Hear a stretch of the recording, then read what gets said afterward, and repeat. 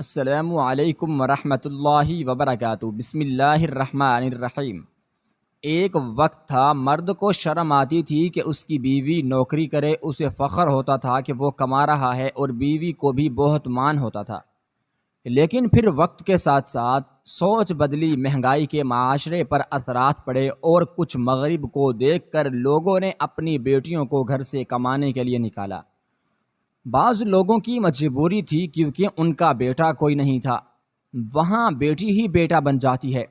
اب ہونا تو یہ چاہیے تھا کہ مرد ذمہ داری کا مظاہرہ کرتا اور عورت کو گھر کے باہر بھی پروٹیکشن دیتا، لیکن ہمارے معاشرے میں گھر سے باہر قدم رکھنے والی لڑکی کو شکار سمجھا جانے لگا۔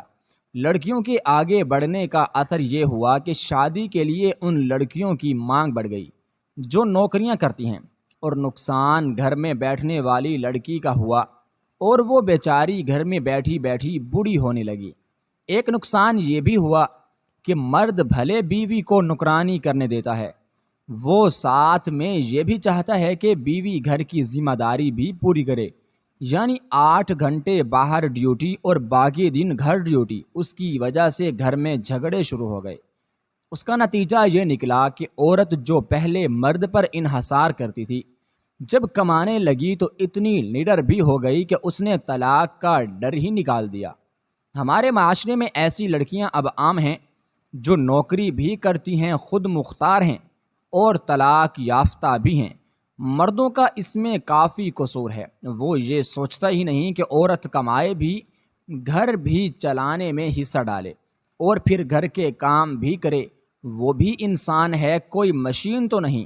لیکن مردوں کی اکثریت کی تربیت ہی ایسی ہوئی ہے کہ وہ خود کو بدلتے نہیں، اور جو بدلتے ہیں ان کو ایسے جاہل لوگ رن مرید کا نام دے دیتے ہیں۔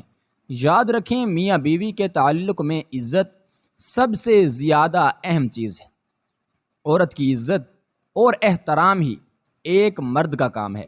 اگر آپ چاہتے ہیں کہ آپ کی بیوی آپ کا ہاتھ بٹائے تو اس کو بھی تھکن اتارنے کا وقت دیں، اسے انسان ہی سمجھیں۔ عورت کو اللہ نے دل کا بہت ہی اچھا بنایا ہے۔ آپ پیار محبت سے بات کریں، گھر جنت بن جائے گا۔ یہ دولت یہاں ہی رہ جانی ہے۔ آپ سب رشتوں کی قدر کریں۔